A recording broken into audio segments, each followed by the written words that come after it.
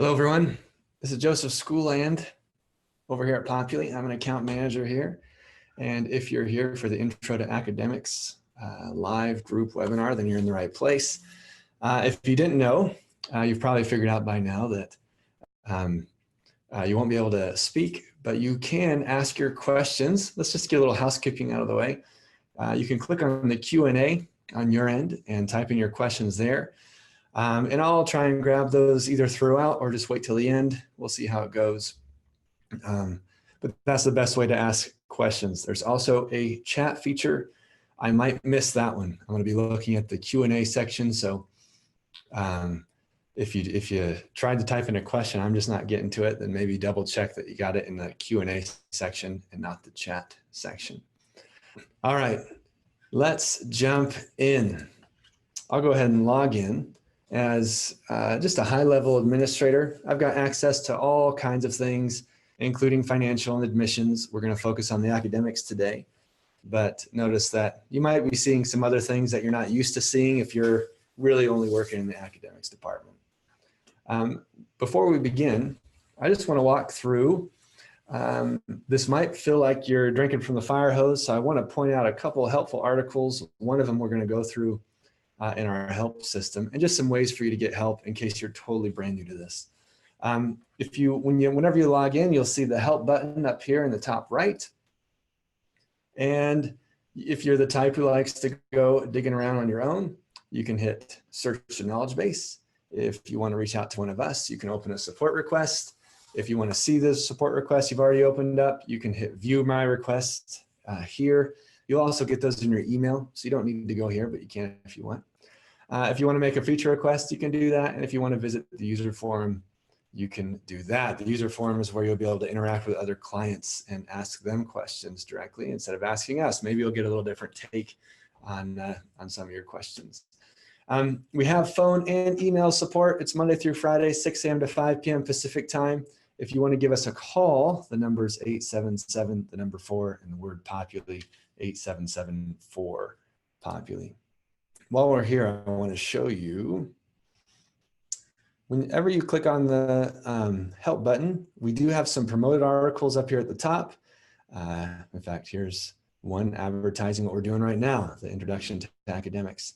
There's a couple other handy ones here. If you are completely and totally brand new, you're setting your school up from scratch, or maybe you're new at your school and you're not really sure about Populi or how to build it up from the foundation up and what it looks like, this is a really helpful article getting started with your school's new Populi site. If you have folks who have never logged in before and you think they might be a little nervous about that, you can use this article to send their way everything they need to know about logging in. And if you forgot that phone number or just general information on how to get help, you can click here. If you want to see academic information in general, you can click here and you'll see things about your courses, students, and so on. We're going to go straight down to getting started. And this is what we're going to go through today, all the different steps. Now you can click on here and work through these on your own at a different time. I'm not going to open any of these articles right now. I'm just going to show you visually using my demo college, the importance of each one of these steps all the way down. By the way, quick little pro tip, has nothing to do with Populi, just has to do with you using a web browser. One thing I like to do is right click on these articles and open link in a new tab. I'm using Safari, you might be using Chrome or Firefox. That way, when I go digging around this first step and then maybe even want to open up another article within this first article, I'm kind of just making a few more tabs and I'm not getting lost. So once I close out those tabs, I'm back right here to my list. And I don't just go link to link getting lost in Populi's help system. So maybe that's a good tip. Has nothing to do with Populi, a little IT tip for you. All right, step 1, start working on your academic settings. Let's go to academics here and we'll go to settings. One thing I should note is that the only person or people who get access to the settings tab are your academic admins. That's the role that gives you access to the settings tab.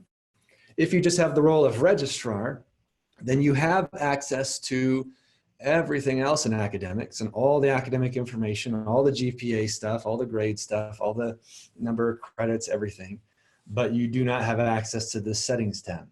So the regular registrar role doesn't let you set things up. It just lets you manage what has been set up. You need the academic admin role to actually set things up. While I'm talking about roles, I might as well just note that some of the other academic roles, we have academic auditor. That means that you can see all the academic information, but you can't change it. We have faculty. That just means that you can interact with courses as a faculty member, and you just see the students on your roster in that particular course and the grades you gave them for that particular course, nothing beyond that. We have advisor. Advisor lets you see the academic information for the students that you are advising, and only those students. So there's a few of the, well, there's teaching assistant, there's student, but there's a few of the roles that you would use for academics.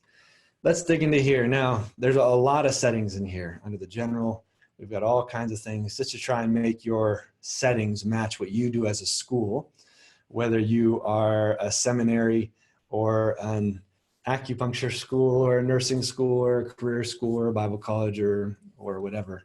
I'm not going to go through each one of these in detail. If you do come across a concern about one of these are great just to look through on your own and then reach out to support with it on a question for one of those specifics. I was just talking about roles, so I'll go ahead and answer this question now. Christopher asks, what are the differences in permissions between faculty and teaching assistant? There's really none. I don't believe there's anything except how they're classified. So you can search by teaching assistant or search by faculty. You can see what's going on, who's the faculty listed for a course, who's the teaching assistants, but the teaching assistants have the same level of access as the faculty. So I'm going to fly through some of these settings, at least just highlight the important ones. Probably one of the most important, and if you've had us import your data, we probably sort of set this up for you, but it's our grade scale. I've got just a really dumbed down version, no pluses and minuses, just A, B, C, D, F. And this has been my grade scale since 2004, and it continues to be my grade scale. So I don't need to change it, don't need to mess with it. It just keeps on moving forward year after year after year. If I decide I want to actually change it, I can click add and then pick a new year. Maybe I'm changing it as of this coming year. And then I can start building these out, adding different grades, and so on. I'm not going to go into too much detail here, but you get the idea.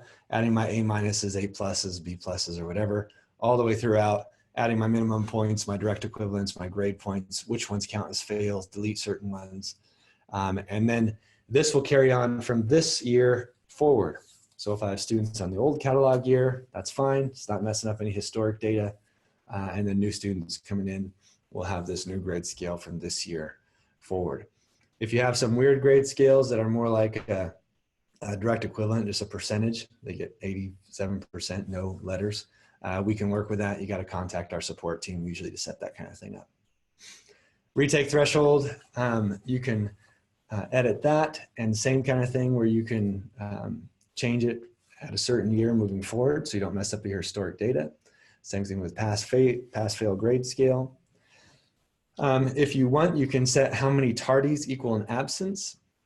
I've got 3 here, and you can change that. You can decide a certain minimum attendance required to pass a course, and you can decide if you want a different abbreviation for students who fail that minimum attendance. So for example, I'm using an FN instead of a regular F, just so it shows that they may or may not have screwed up the rest of their grade, but they failed specifically because of not meeting the attendance requirement. And then you can edit how excused absences factor in. So obviously a very important one here in the settings. You can mess around with rubrics and honors. I'm going to skip over those. If you have more questions, you can reach out to support on those or look into our help system. Rubrics help you at a global level create ways of grading certain assignments, and you can even hand those off to different faculty, especially if you're trying to unify how you grade things at your school. Honors, you can set up automated tags that will attach to students based on their GPA, like Dean's List or cum laude or magna cum laude. Academic years, this one's important enough to click on. The way academic years work in Populi, it's the traditional way. We have a start year and end year. So if I was going to add a new one, I would need to go 2021 to 2022, hit save, and that will pop in here in my list. On this table, I can see a quick look of how many terms are in each, and I can click on that and I can edit it. Right now, I've got a fall term with a start and end date, and then something, just a one-off little shorter term called a PC term that overlaps with my fall term. So I'm calling that a non-standard term because it overlaps. And then I've got a spring term. No summer term, but if I want to add that in, I can just add that right here. And really, I can add whatever term structure I want. You might not be doing fall or spring at all. You might be doing, maybe you have a new term starting every single month that lasts 6 months long, and so they all overlap. Maybe you've got 5 terms a year, maybe you've got 2. You can decide how to do that. But you're just putting in a name, and then Populi will give a default display name. Usually it's just the name that you put in plus the year. If you don't like the way that's arranged, you can manually override it, and then that will be a new display name everywhere else in Populi. You can give it a start and end date for that term, and then decide whether or not it is a standard term or not. If you check this box, it will become non-standard. You can delete these until they have some kind of academic information in them, then they get locked because you don't want to be messing up your active courses that are in there. One other thing that you might want to add is called closures. So if you close for Thanksgiving week, in the middle of a term, or for particular days, you can add those in. You can even do that by campus so that courses won't ask faculty to take attendance, and it won't be listed as a in class time. It was kind of just a global way to take care of that across your school.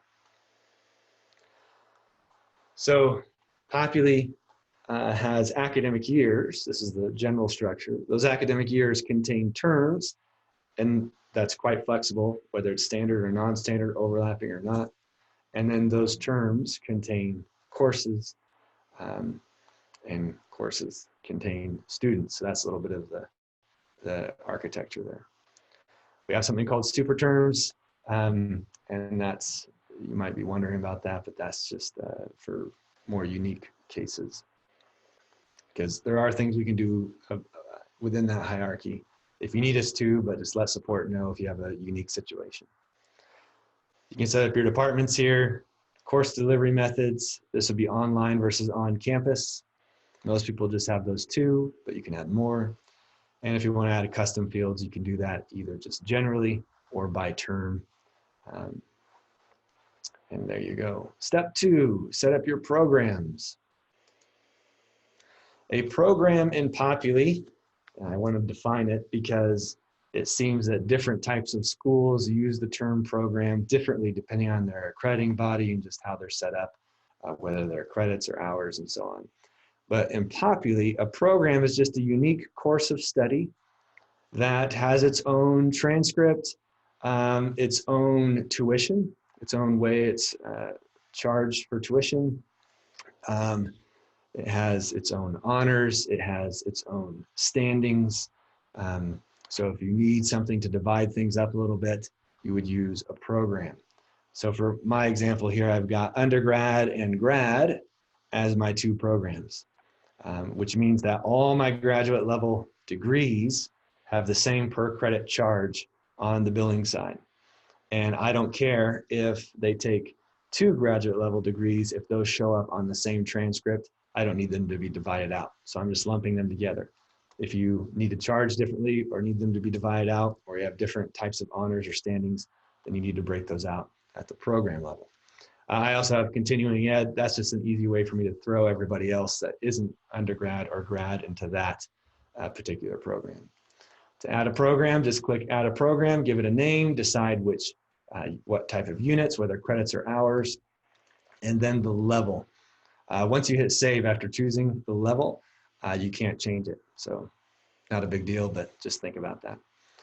Is it hidden from the students? Does it involve continuous enrollment? Those are some settings that if you want to get into deeper with those, you can reach out to support. I'm going to go into undergrad. And once I've got this added, then I can add in my standings. And again, we've got this show as of a certain year. These have been my standings ever since 2004. And so if they have 0 credits, but less than 32, Populi automatically makes him a freshman. 32 plus, automatically a sophomore, and then junior, then senior. And when I edit these, I can add new standings. I can add different kinds of standings. I can give them different names, first year, second year, third year, whatever. I just have to report them a certain way for IPEDS reporting. So the traditional stuff is freshman, sophomore, junior, senior, master's, and doctoral. So you have to at least add in a report thing if you have a non-standard name.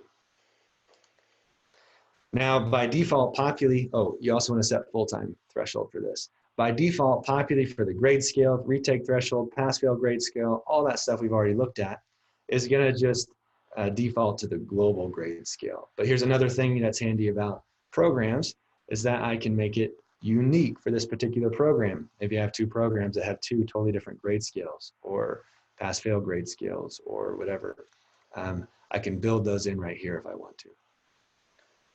One other thing, if you're working together with your financial team, it would be handy for them if you add a tuition schedule that they've previously set up to this particular program so that Populi knows how to charge for it.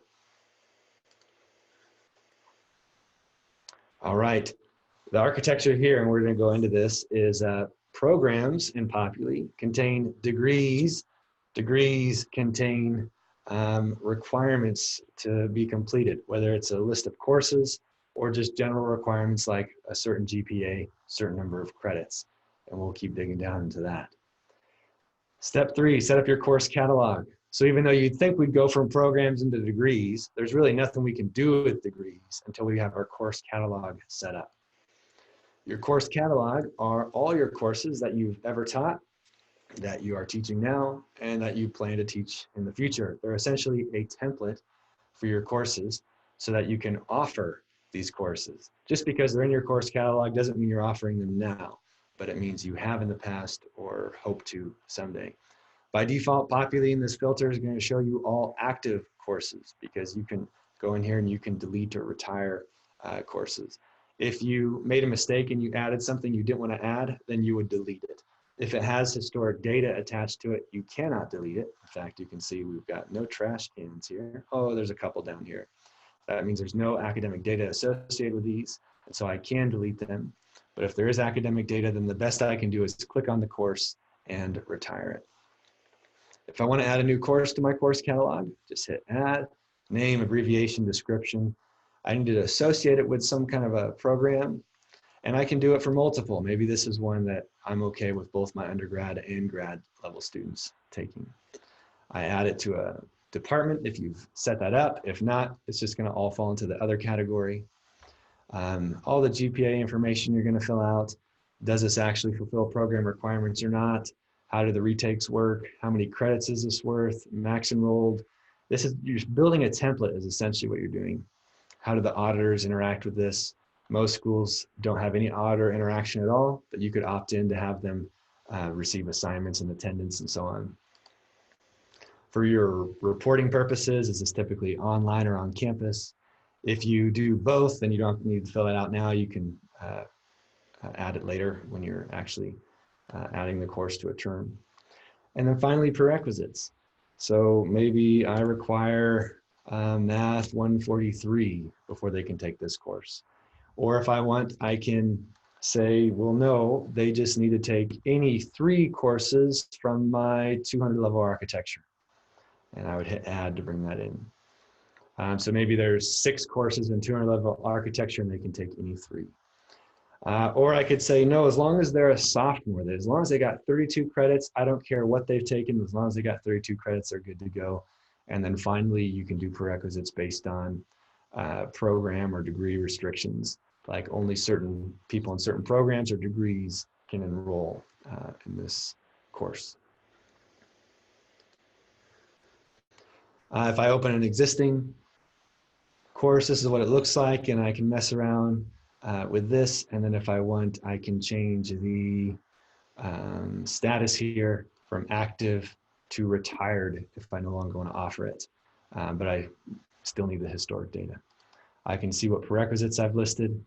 There's some crossing you can do with other courses, and I can see all the times I've offered it. So all the course instances and all the different terms. Step 4, set up course groups, degrees, and specializations. We're getting closer to degrees. The next thing that you want to set up is course groups. This is all going to come together with the degree audit. So when I add a course group, I can just hit add, give it a name, and then I can pick however many of my existing courses I want in this course group. All a course group is a group of courses, pretty self-explanatory. You can use them for 3 things typically. One is on the degree audit. You can group courses together and say they need to take so many credits out of this group in order to complete this degree. So that's one way, the degree audit. Another way is the prerequisites. I just showed you that. They need to take so many courses out of this group to be able to take this next course. The third way is non-academic. It's actually for the financial team. You can set up a course group that the financial team can then access and pull a fee off of. Maybe you have some studio fees or lab fees. And if you lump all your courses into one group and call it the lab fee course group, the student never sees it, has nothing to do with academics, but the financial team can then say, whenever a student registers for any course in this course group, charge them $50 a course, something like that. Like everywhere else in Populi, you can have start years when this was in effect and have it move forward from there. And then next, when you're adding your degrees, we'll look at this one. This is just, let's pretend this is the only degree I have at my school. So it's kind of like a degree and a major all put together. This has been in existence ever since 2004. I can add a new requirement year. But for now, the requirements is a 2.0 GPA, 128 credits, and at least 64 here on campus, not transferred in. I can edit the description and other information here. Does this receive a diploma or not? So if you've got certificates that aren't really degrees, it's also going to be under the degree tab, but you're going to say non-diploma. And then you break out your course groups. So I've got an art course group and 6 credits are required for that one. I've got 40 out of my core requirements course group, 26 out of my electives, and 57 out of my virtual technology and design. Once they've done all that, then they can receive this degree. There's some other things here. If you've got extra special requirements, then you can edit those and mess around with those. If you have those, reach out to support and they'll be able to go deeper into the details for you. If I want to add a new course group, I just pull it up. What kind of requirement? Units, courses. Units would be credits or hours. Since you could have a school with both credits and hours at your school, use the neutral term units. How many is required? And then I just hit save and I'm good to go. Now, if this actually wasn't the only degree I had, it was just my Bachelor of Science, then I would probably put down here virtual technology and design. And give it an abbreviation, call it a major. You can call it other things if you want. And then hit save. And then I could go into that and build out the course group requirements and even GPA requirements for that particular major. So if I had one degree, multiple majors, I could have different requirements for each one. All right, before we move on to the next step, let's take a look at how that comes together at the student side. Under the student tab, we have the degree audit here. This is something the student can see, advisors can see, registrar can see. I've got a different one called Bachelor of Science in Architecture. I've got a 2.0 required, which Simon has met, 128 credits. Simon has not met that, but he does have all the resident credits required. And then I can see it broken down by course groups, what he's done. 4 credits earned, 4 credits required, and I can see 2 credits here and 2 credits here completed. I've got 6 out of the 9 earned, but I've got 3 in progress I can see. Just scanning down, nothing in my 400 level architecture, but I can click all and see which ones would meet those requirements. Again, I can do this as a student, advisor. And this might be too complex for you. I've got 1, 2, 3, 4, 5, I mean, even more course groups broken out. Maybe you just want one big course group and that's it. Keep it simple. Maybe it's one is core requirements and another is electives and that's it, just 2. Maybe you have a real strict schedule. So term 1, they have to take these courses. Term 2, they have to take these. And so you have a term 1, term 2, term 3, term 4 course groups. So you can do it different ways.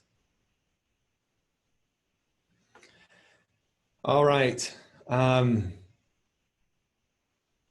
Let's see. Whoa, one thing that the student can do is they can actually change the way this degree audit looks. They can't change the actual degree, but if they wanted to switch, then they could change it and see how much of this they met the prerequisites for and which ones will be unused.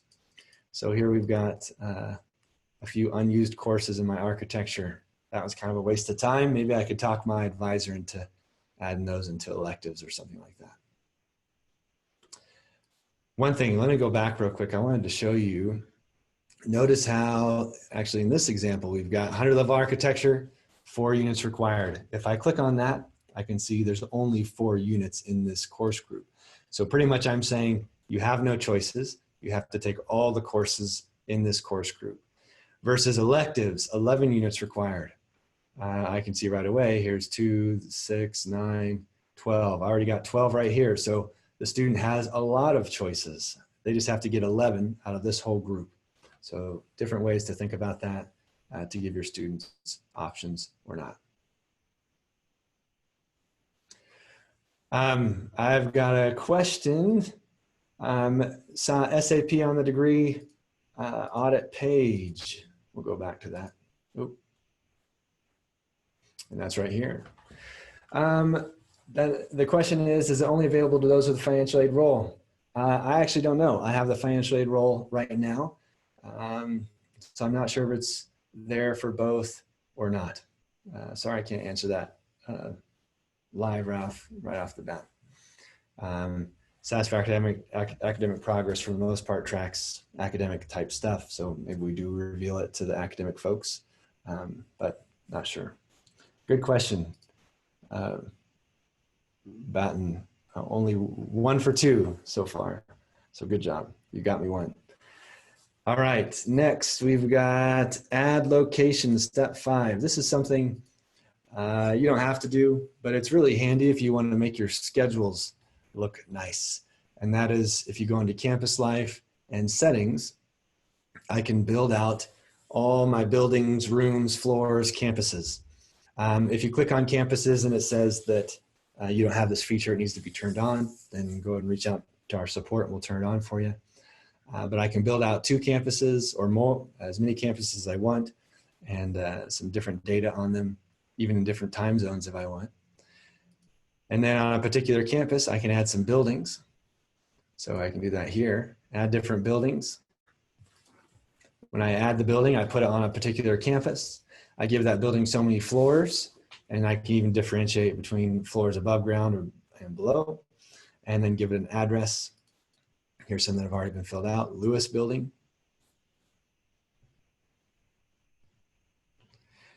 And I can see all my different rooms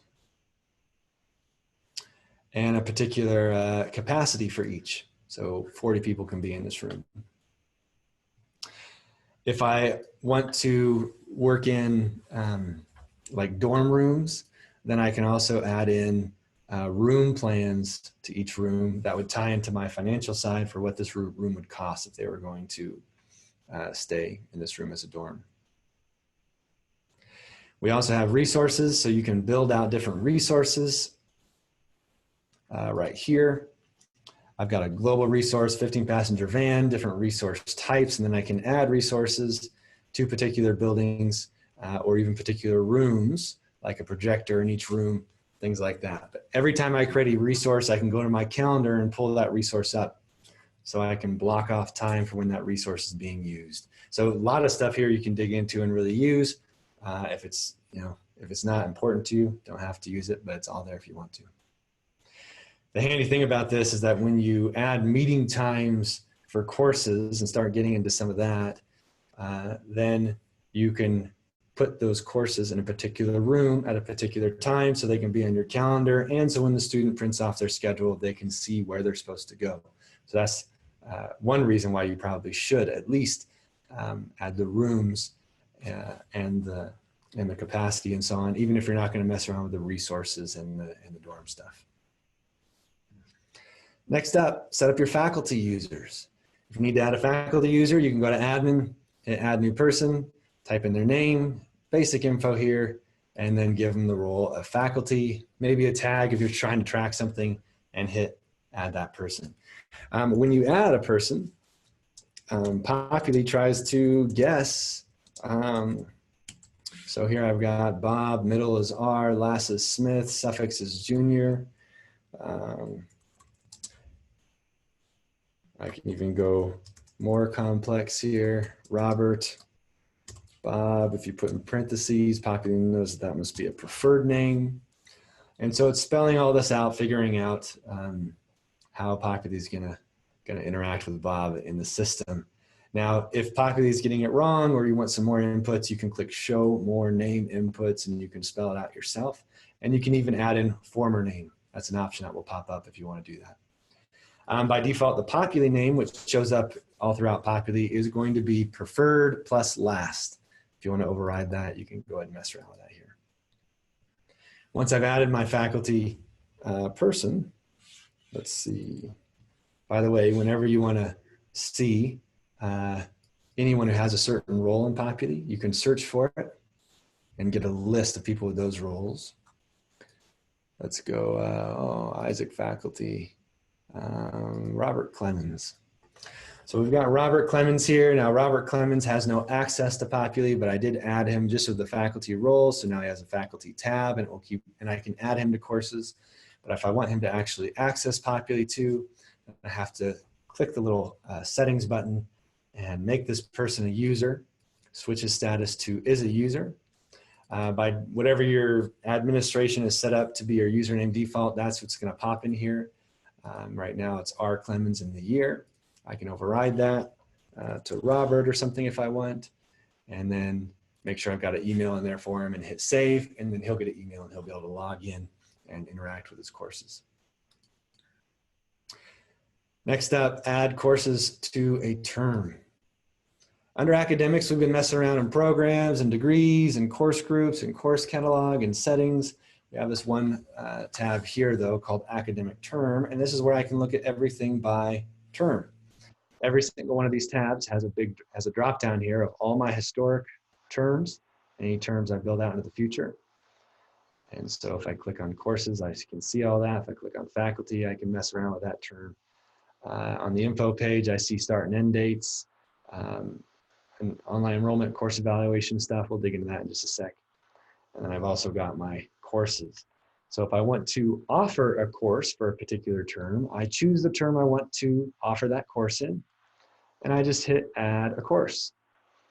And I've got to choose the departments it's in and the name of that course, and then this will pull the data from the course catalog and bring that forward. I can also choose a section. By default, Populi is going to number up the next number, so I actually already have offered this as section 1, section 2, so Populi is going section 3 next. The start and end dates of this course will default to the term that you're putting it in. If you want to override that, you can right here. Is it on a certain campus or not? Do I want it published right away so students can see it and registered students can dig into it? Yes or no? Is there a particular faculty? If my template has a certain faculty member, then that will come across. If not, then I've got to search for someone and add them. If I add a couple, then I have to choose which one's the primary. And then finally, I can choose my meeting times. And this is where I can dig into that, the different rooms. Maybe I've got, I don't know.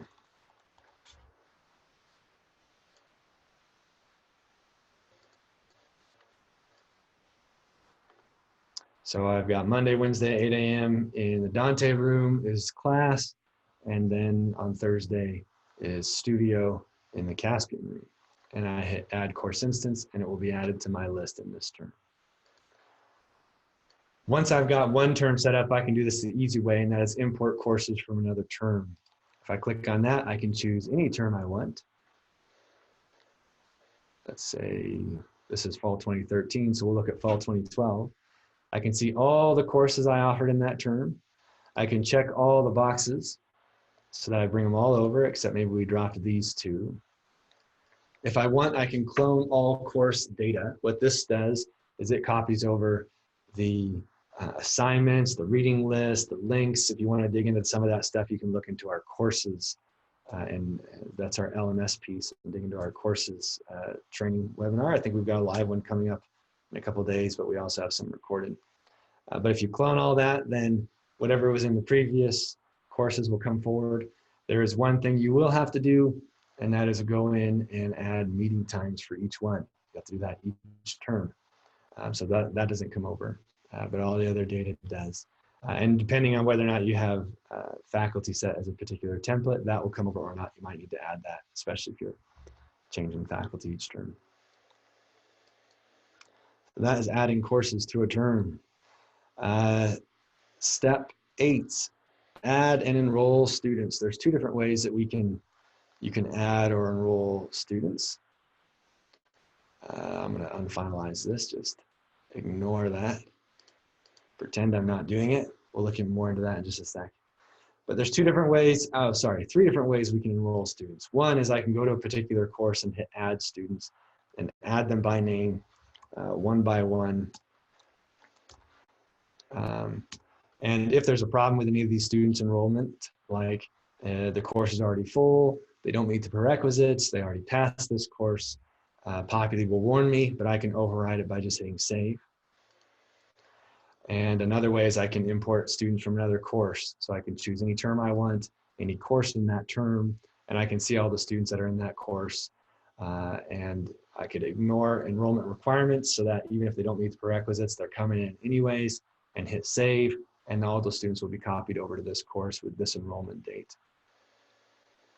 So that's one way, add students to a course. Another way is to add courses to a student. I go to the student tab, and under their courses section, I can hit edit. I can go back and forth between different terms, and then I can pull up a particular course in that term, and Populi will give me those warnings here too. I can also decide to add them as an auditor. I can do that in both places. So I can add students to a course, or I can add courses to a student. And if you don't want to mess around with it yourself, you just want students to do it, you can go to academics and choose the term you want to set up online enrollment for. And then down here, we can hit edit, and I can do it the easy way, where I just let everybody in at a certain date and time, or I can do some kind of staggered option, like senior, go ahead and add a date and time for them, then juniors, then sophomores. I could add one for my honor students, cum laude or dean's list, different time, different date and time for each one. Once a student is registered, or sorry, once the registration time opens up for that student, I've got an image here that I think is handier at getting to what happens. They'll be able to log in and they'll see registration is now open, and they'll be taken to this page. And so they can see all the courses they've already selected, if they've selected any, whether they've chosen to be enrolled or an auditor. And then they've got these options. Plus just means you're good to go. You can enroll or audit in that one. Lock means you cannot enroll in that course. And Populi will try and give you a reason why. There's a scheduling conflict. Here's your schedule listed. Maybe the term max enrollment limit is there. Don't meet the prerequisites could be another one. And then if there's a clock, that means they can opt in to be put on the waiting list. And so that means that the term max enrollment's been hit, but they can go on the waiting list and they can even then decide which courses they're willing to drop to get into this course if it opens up for them and they're no longer on the waiting list. Once they're done, they hit save and Populi will save it for them. Along the way, if you need to, you can add registration locks to individual students so that they're not allowed to register for courses. Advisors can add registration locks or take them away. So there's different ways that you can kind of limit students. Maybe you could lock everybody down and then they have to talk to their advisor, and their advisor will lift the registration lock. All right, that is registration. Next up is course evaluations. To add a course evaluation, just hit add a course evaluation, give it a name, hit save, and it will show up here in your list. As you're going through, we've got a design phase, and we'll go down to the bottom. I can add a question, I can add a heading, I can add some text, or I could embed another course evaluation inside this one. Here's an example of a heading. Here's one type of question using the Likert. Here's another question, just a yes and no. Here's another one that's essay. Here's a Likert example. Choose how many labels and fill all those in. Short answer, pretty self-explanatory. Long answers like that essay. Multiple choice, entering a number, yes or no, and multiple answers like check all that apply. As you're doing each one of these, you're going to want to choose, does this apply to the course or to the faculty? And so then Populi will ask it appropriately. If you apply to the faculty and you have multiple faculty in the course, then Populi will give that question for each one of the faculty, put that faculty's name above the question so the student knows which faculty they're answering that question for. Once you're done, you can look at a preview. This just kind of gives you an idea of what the students will see.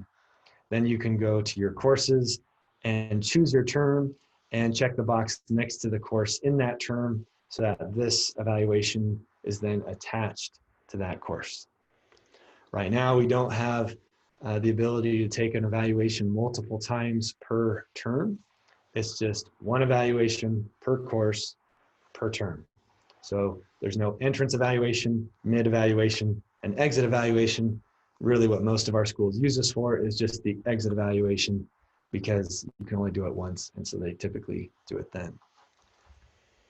Once you have that course evaluation set up, then you can go to the academic term tab where we just were for online enrollment, choose a term you want to mess around with, and then add in course evaluation availability.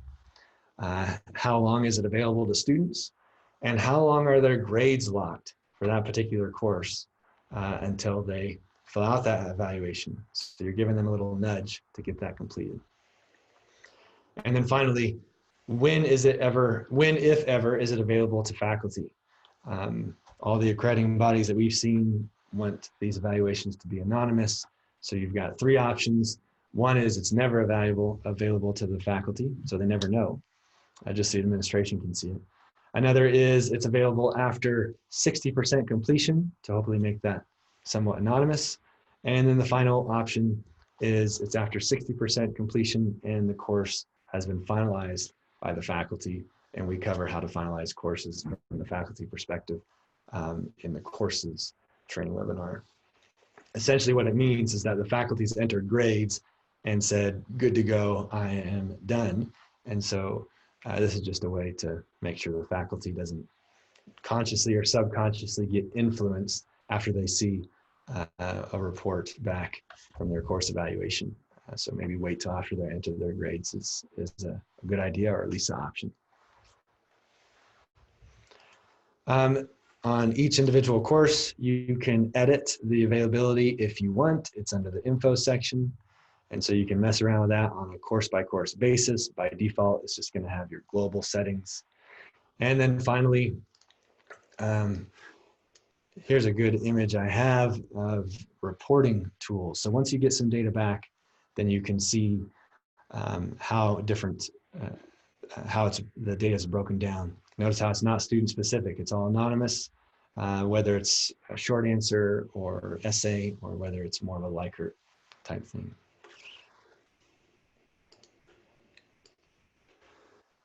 All right. Next up, enter historic academic records. The main gist of this, for some of our folks who have started with Populi from scratch, they maybe didn't have a database before, and so they're entering everything by hand. Um, they might want to enter their current term, and then as they get time, enter in those old paper records. The best way to do that is to start with your oldest year first. So go to academic years and then enter in the year of your oldest data, whether that's 1997 or whatever, and hit save. Add terms for that, and then move forward. Then when you do your grades and attendance, you're going to make sure and add a catalog year for that old time, and then let that just move forward, and then add a new year every time that might have changed. And then you're going to want to go to your academic terms, and you'll be able to go way back in time, and you're going to need to add courses one by one to that old term and build it out. But the reason it's handy to start in the past and move forward is because then I can move to the next fall and just import courses from another term and continue to move those forward. Just kind of copy them over till I have them all filled out, assuming you offered a similar number of courses and similar type of courses each time. But it should save you a little bit of time doing it that way.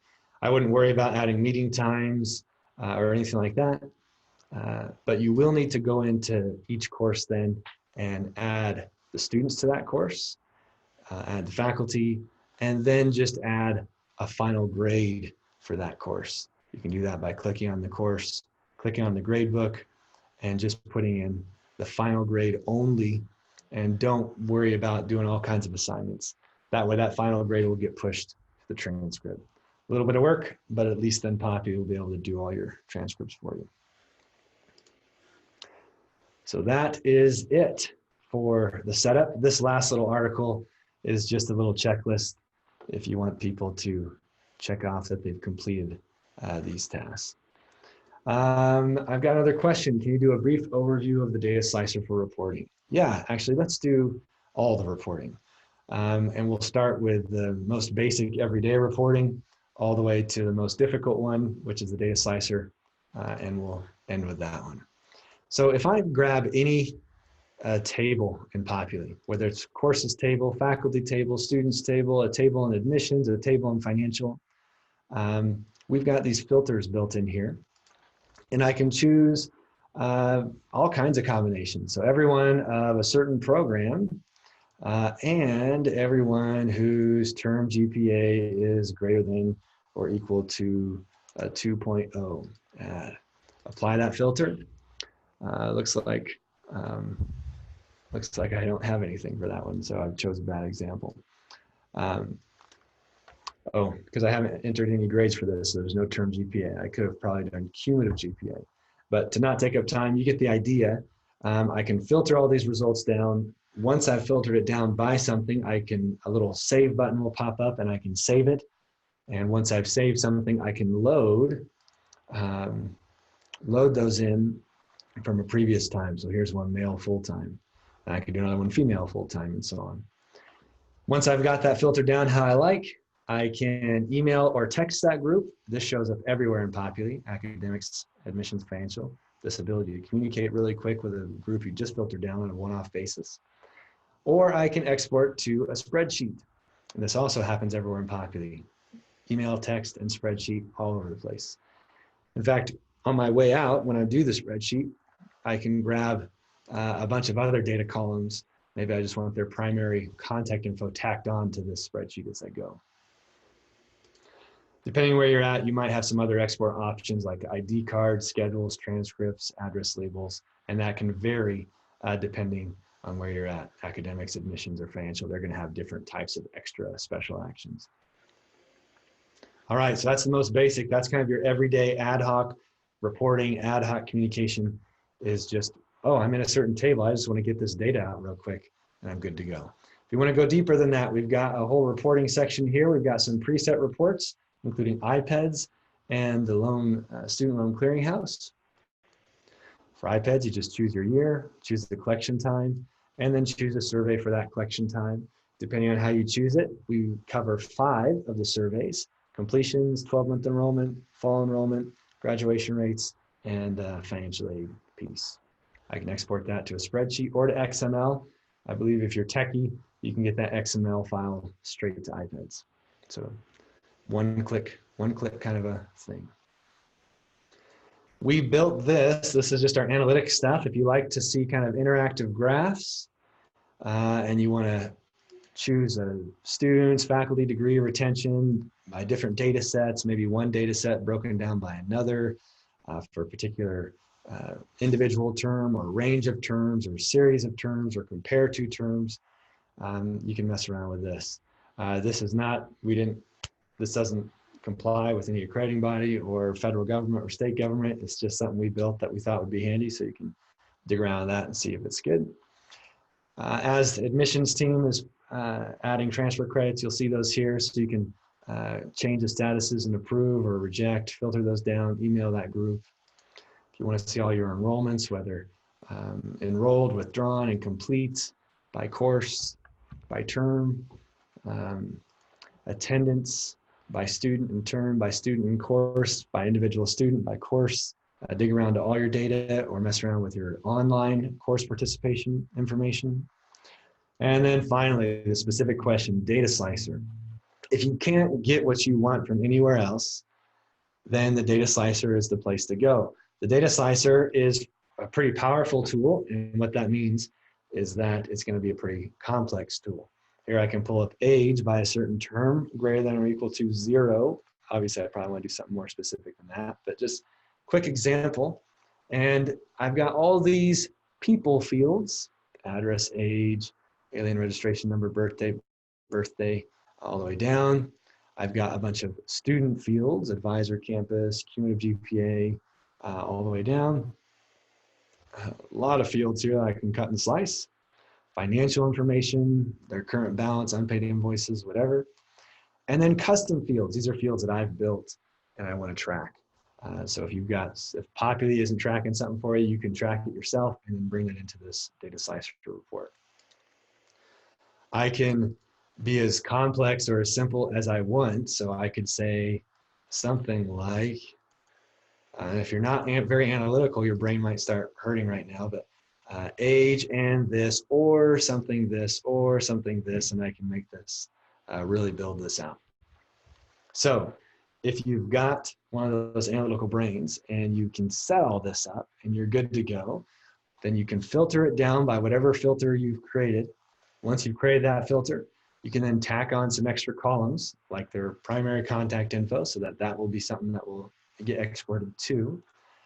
And then probably the next thing you want to do is save this as a report so that you're not going to lose it because you put so much time into this, building it out. And you can view the reports you've saved right here under reports. I can go ahead and load the data real quick and see it. On my fake school here, I don't have it set up properly to see it. Let's do this real quick so I can see some of the other actions.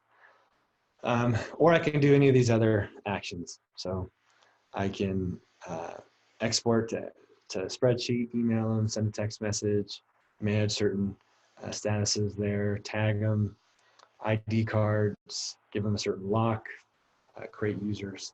So lots of options that I can do here.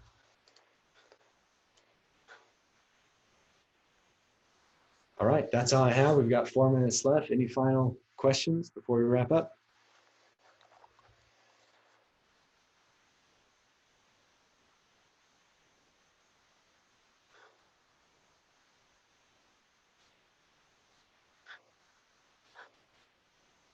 Checking my little chat window just to make sure none of them accidentally fell in there. All right, everyone. If you need help, go ahead and reach out to our support team. If you want to get on these recordings, we put all these in our YouTube channel and also in our help system, so you can dig around for those if you want to get to the recording or if you want to send it off to other people at your school. And finally, if this overview is, you just need a little more meat than this overview has to offer, then you can reach out to your account manager.